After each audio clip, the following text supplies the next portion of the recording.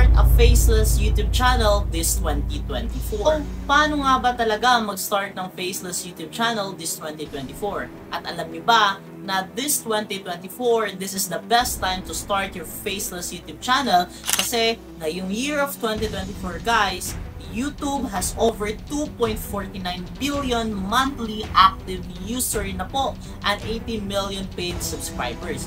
Yes, you heard it right. So it means habang parami na ng parami ang mga YouTubers ngayon, parami na din ang ating mga potential viewers. At alam niyo ba na ang dami na pong kumikita ng mga YouTubers dahil sa tinatawag ng faceless channel or YouTube automation. So before that, ano nga ba yung faceless channel? Ang faceless YouTube channel guys ay isang uri ng channel kung saan ang mga content creator ay hindi nagpapakita ng kanilang mukha. Sa halip, ang kanilang focus ay ang gawa ng iba't ibang mga niche or aspeto ng content. So ang dami na pong kumikita ngayon, may kumikita na po ng almost $10,000 per month, meron ding 100,000 pesos per month, meron ding kumikita ng million guys. So how to grow your faceless channel nga ba talaga? So I have here the 10 faceless channel tips na pag-uusapan natin for this video.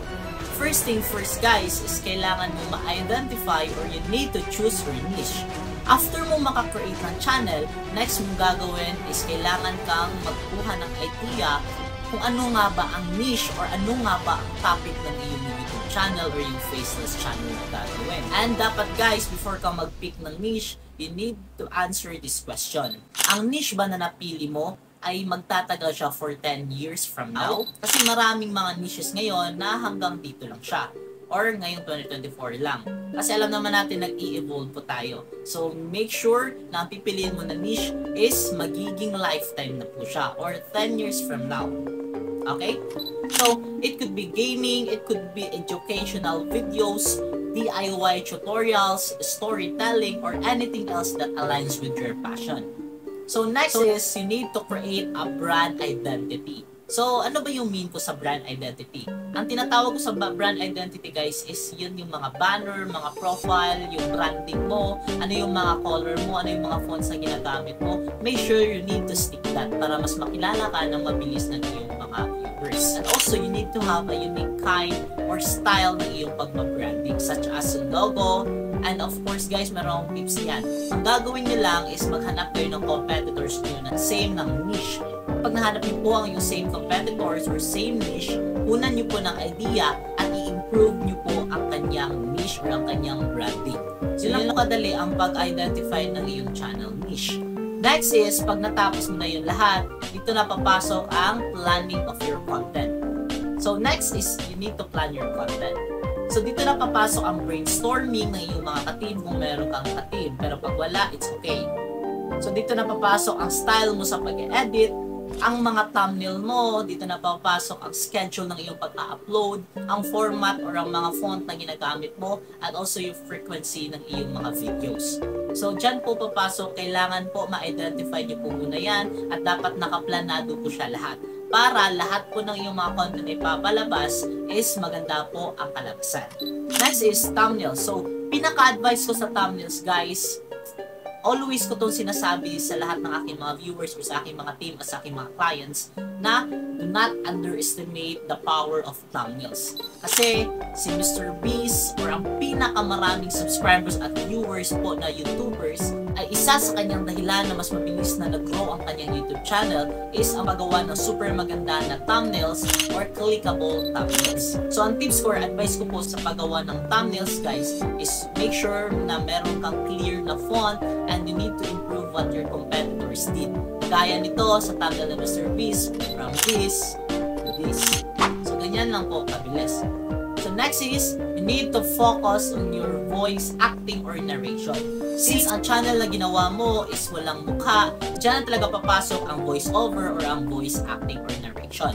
Since hindi ka nagpapakita sa camera, you should always focus on improving the loud and the soft, clear sa voice mo or sa voice over to engage your audience. Kasi since faceless siya, make sure na maganda ang iyong voice. So meron namang mga site ngayon na nagpo-provide din guys na kung mahihain ka or ayaw mong i-share ang iyong voice sa iyong mga viewers, meron mga site ngayon na from script to voice over. So pwede ka maghanap dyan at kung gusto mo, nagawa ko ng video niyan para mas maging complete ang inyong knowledge sa pag-start ng Faceless channel. Next is optimize for search or SEO. Search Engine Optimization.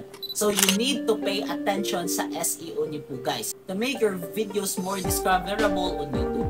So sa pamamagitan ng perfect SEO is madediscover yung YouTube using the right tags, relevant keywords sa yung videos, titles, descriptions, at marami pang iba para ma-optimize ang inyong video. And also guys, you really need to improve your chances of appearing in search result and suggested videos. So meron akong tips kung paano mag-manual sa optimization. Pwede mo ako i-PM sa Facebook para matulungan din kita. Ito ang aking Facebook account. Next is promote your channel. So you need to utilize your social media and other online platforms to promote your channel. Ano bang ibig sabihin ko? So pwede mo siyang i-upload ang iyong video sa Facebook, sa Instagram, sa TikTok, or kung saan mang meron kang social media para mas mapabilis ang pag-grow ng iyong YouTube channel. Kasi pag nag-boom ka dito, nag-viral ka sa isang social media platform, pwede yung viewers sa platform na yan is lilipat sa YouTube at hanapin ka na din. So in that way, mas mapapabilis ang pag-grow ng iyong YouTube channel. Ipagkalat mo lang talaga ang iyong videos sa iba't ibang mga platform ngayon. Next is consistency. Be consistent guys, because consistency is the key to grow a successful YouTube channel. So kailangan mo mag-stick sa iyong regular upload na schedule to keep your audience engaged and coming back for more content. Whether it's weekly, bi-weekly, monthly uploads, basta guys, you need to set a realistic goals and stick to them.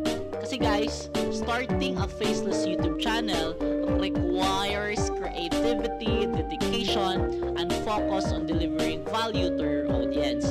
Pero by following these 10 steps, mapapagaan ang iyong planning at pagsa-start ng YouTube automation at to earn money using YouTube. So, hopefully na may natutunan kayo sa video na to. Kung meron, don't forget to subscribe to our YouTube channel and follow me po sa ating lahat ng social media accounts. Also, pwede ka pong mag-request na comment na lang po down below at gagawin po natin yan ng video. So, I'm Glenn, your contentpreneur here in Philippines. Thank you for watching and see you in my next video. Bye-bye.